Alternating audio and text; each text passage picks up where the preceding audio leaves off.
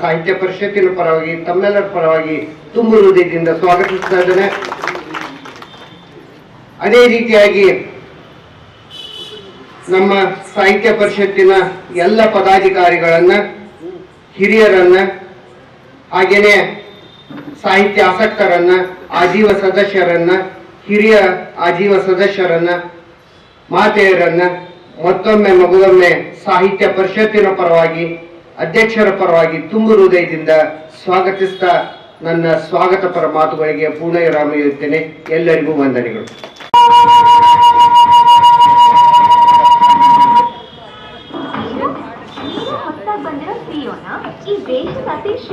ವ್ಯಾಪಾರ ಇಟ್ಟು ಕೊಡ್ಬೇಕು, ಅದೊಂದು ಲಗ್ನ ಪತ್ರ ವ್ಯಾಪಾರ ಅಂತ ಇಟ್ಕೊಂಡು ಪುಸ್ತಕ ಬರೆಯಕ್ಕೆ ಶುರುವಾಗಿತ್ತು. ಅಂದ್ರೆ ಇವತ್ತಿನ ದಾಂಪತ್ಯಕ್ಕೆ ಇನ್ನೊಂದಕ್ಕೆ ಒಂದು ಏನೋ ಒಂದು ಪ್ರೀತಿ ಪ್ರೇಮ ಪತ್ರದ ಫಾರ್ಮ್ ಒಳಗಡೆ ನಾನು ಹೇಳ್ಬೇಕಂತ ವಿಷಯ ಹಾಕ್ಬೇಕು ಅಂತ ಆ ಫಾರ್ಮ್ ಒಳಗಡೆ ಬಂದು ಮಾಡಿದ್ದದು.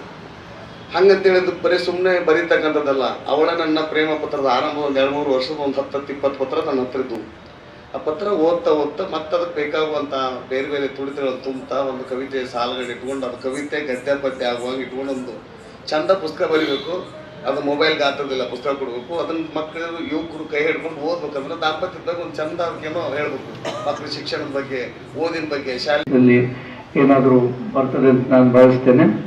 ಈ ಗೀತೆಗಳನ್ನ ನಾಟಕ ಮಾಡೋದು ಬಹಳ ಕಷ್ಟದ ಕೆಲಸ. ಬಹುಶಃ ಕೆ.ಎಸ್. ನರಸಿಂಹಸ್ವಾಮಿಯವರ ದಾಂಪತ್ಯ ಗೀತೆಗಳನ್ನು ನಾಗಭರಣರು ಚಲನಚಿತ್ರನೇ ಮಾಡಿದರು ಪೂರ್ತಿ. ಅದನ್ನ ಆ ಗೀತೆಗಳನ್ನು ಆಧರಿಸಿ ಅಂಥ ಒಂದು ಪ್ರಕ್ರಿಯೆ ಈ ಇವರ ಗೀತೆಗಳನ್ನು ಆಧರಿಸಿ ಬಂದಿರಬಹುದು. ಅದು ಒಳ್ಳೆಯ ಪ್ರದರ್ಶನವನ್ನು ಹೊಂದ್ತದೆ ಮತ್ತು ಒಂದು ಸಂದೇಶವನ್ನು ಕೊಡ್ತದೆ ಅಂತನ್ನುವಂಥ ಆಶಯ ನಮ್ಮೆಲ್ಲರಿಗಿದೆ. ಕುತೂಹಲದಿಂದ ನಾಟಕವನ್ನು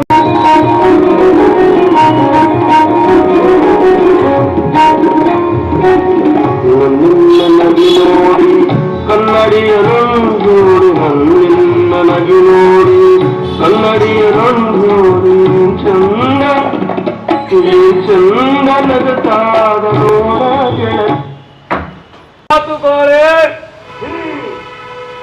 ಭಕ್ತಿ ಪಾಡಿಗಾಗಿ ಆದಾಯ ಬರುವಂತ ಕೆಲಸ ಏನ್ ಮಾಡ್ತಿ ಅಂತ ಕೇಳಿದ್ರು. ನಮ್ಮ ಗುರುಗಳಿಗೆ ಇಷ್ಟ ಬೇಕಿತ್ತು. ಬಹಳ ವಿನಮ್ರತೆಯಿಂದ, ನೋಡ್ರಿ ಸರ, ಹುಡುಗ ಧಾರವಾಡದಾಗ ಓದ್ಯಾನ, ಮಾಸ್ಟರ್ ಡಿಗ್ರಿ ಮಾಡ್ಯಾನ್ರಿ.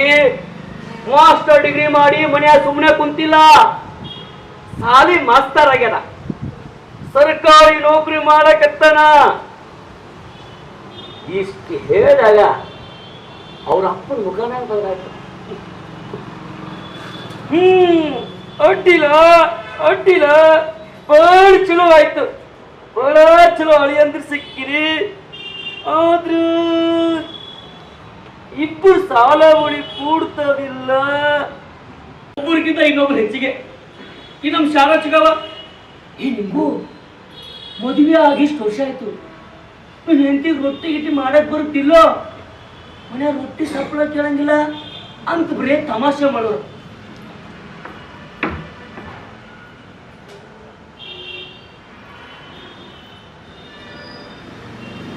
ಏನು ರಾಣಿ ಸಾಹೇಬರು ಬಹಳ ಬ್ಯಾಸರದಾಗಿದ್ದಂಗೈತಿ.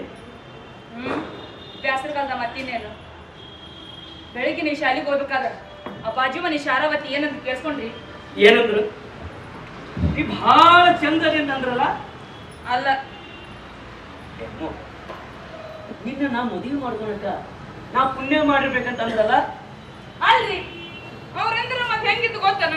ಇರ್ಲಿ ಬಿಡ್ಲಿ, ಈ ಸಮಾಜದಾಗ ಅಣ್ಣೋರು ಆಡೋರು ಇರೋರ, ಅದಕ್ಕೆ ಯಾಕೆ ನಾವು ತಲೆ ಬಿಸಿ ಮಾಡ್ಕೋಬೇಕು? ಹಂಗಂತ ನಾನು ಸುಮ್ಮನೆ ಒಳಗೆ ಬಂದೆ. ಆದ್ರೆ ಏನ್ ಮಾಡ್ಬೇಕು, ಅವ್ರಂದಿರೋ ಮತ್ತೆ ಕೇಳಿಸ್ಕೊಂಡು ತಡ್ಕೊಳಕ ಆಗ್ಬಾರ್ದು. ಅಲ್ಲ, ಶಾರಾವತಿ ಮನೆ ಭಾಗದಾಗ ಬಂದ ಅಂದ ಬರ್ತೀನಿ. ಅಮ್ಮು ಯಾರ್ಲಿ ತಡೀರಿ, ನನಗೆ ಹೆಂಗ ನೋಡು ತೀರ್ಸ್ಕೊಳ್ಳೋದು ಬ್ಯಾಡನ? ಏನ್ರಿ ಶಾರಾವತ್ಯಾರ, ಬೆಳಿಗ್ಗೆ ಶಾಲೆಗೆ ಹೋಗ್ಬೇಕಾದ್ರ ನಮ್ಮ ಯಜಮಾನ್ರ ಕಿವಾಗ ಏನೋ ಊದಿದ್ರ, ನನ್ನ ಕೇಳ್ರಿ ನಾನೇ ಹೇಳ್ತಿದ್ದಿಲ್ಲನ?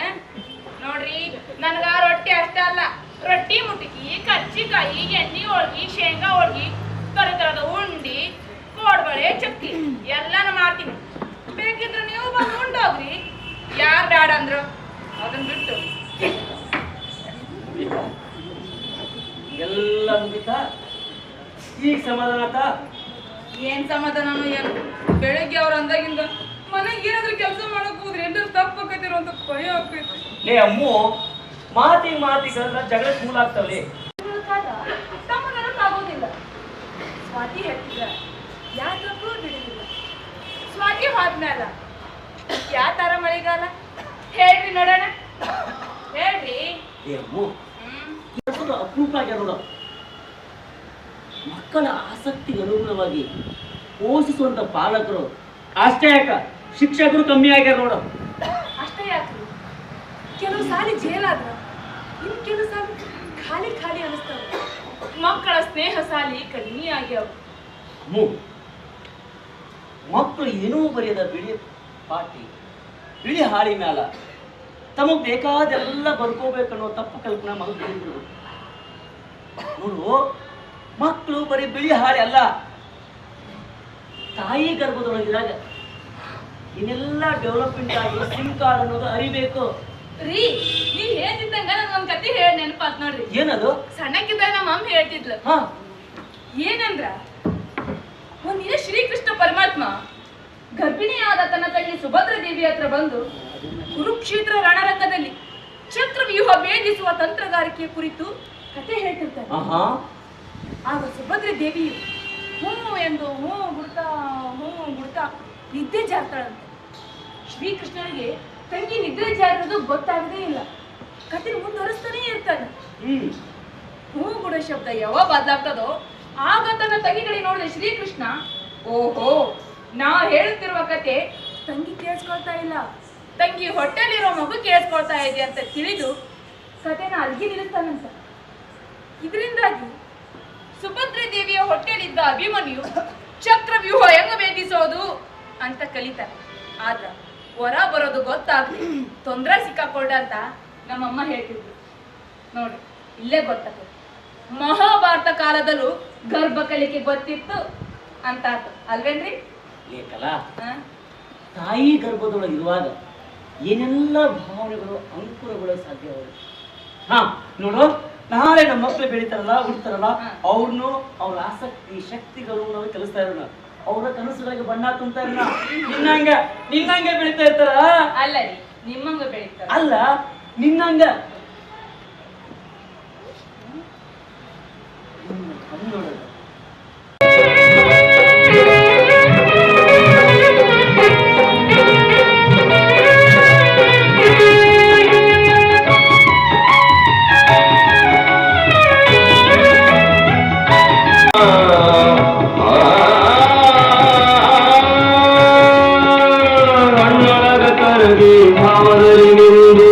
ಕವಿತೆಯಾಗಿ ಕಲವರಿಕೆಯಾಗಿ ಈ ಕವಿಯ ಭಾವದೋಟದಲ್ಲಿ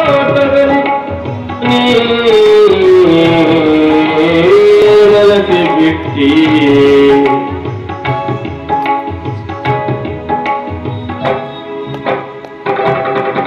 ನಿನ್ನ ಕಣ್ಣ ಕ್ರಾಂತಿಯಲ್ಲಿ ಅರುಣಂಥ ಶಕ್ತಿಗಾಗಿ ನಿನ್ನ ಕಣ್ಣ ಕ್ರಾಂತಿಯಲ್ಲಿ ಅರುಣಂಥ ಶಕ್ತಿ ಗೆಳತಿ.